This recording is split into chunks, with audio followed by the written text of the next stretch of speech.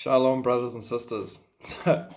A phrase we hear a lot these days is trust the science, and it's usually used when they're attacking conspiracy theorists or anybody that stands up against the trusted science.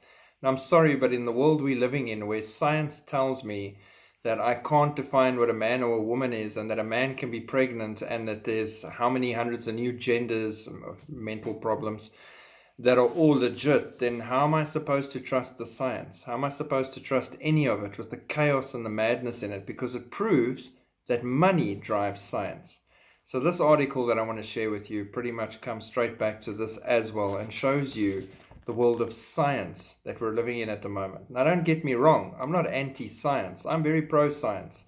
When done correctly, it drives you towards seeing your creator, because you do it correctly and you go where it takes you, not led there by evil and with predetermined outcomes.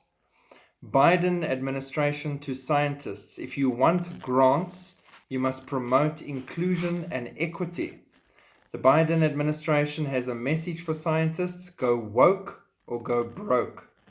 At issue is a new policy by the Department of Energy that demands grant applicants demonstrate adherence to social justice orthodoxy.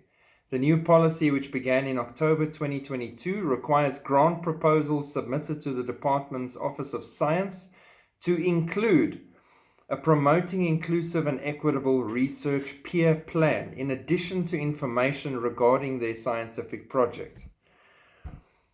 Researchers who want to receive funding must explain how they are working to promote fairness and inclusiveness while carrying out their studies, because doing so is an intrinsic element to achieving scientific excellence.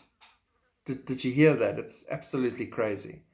The quality of peer plans will be one of the criteria used to evaluate grant applications and be used in finding decisions. So if you do it their way, you might get a grant. The plan can outline methods undertaken by the research body to recruit researchers and students from diverse backgrounds or groups that are historically underrepresented in the community. According to the Office of Science, scientists may present peer plans that outline strategies to create the inclusive and safe research environment that fosters a sense of belonging amongst all research personnel. Ach, shame. Really, we've reached this point in life where it's not about the actual science or what we're actually trying to research or the information we're trying to find like we did in the past. Now it's about creating that perfect little inclusive team and making sure everyone's fine and their feelings aren't hurt and everything's great. How does this fit into science? We're not even doing science anymore. The complexity and detail of a peer is expected to increase with the size of the research team and the number of personnel supported. As British science writer Nigel Calder pointed out in the documentary The Great Global Warming Swindle, if he wanted a grant to study squirrels, he wouldn't ask for that. He would rather say, I want to investigate the nut-gathering behavior of squirrels with special reference to the effects of global warming, and that way he'd get his money. If I forget to mention global warming, I won't get the money. And there you have it. That is where the science is. The science and the conclusions and what they tell you they figured out and studied is where the money is. Evil runs on the money, and the money greases the wheels. It's sad, but it's true. We see right through it. God bless.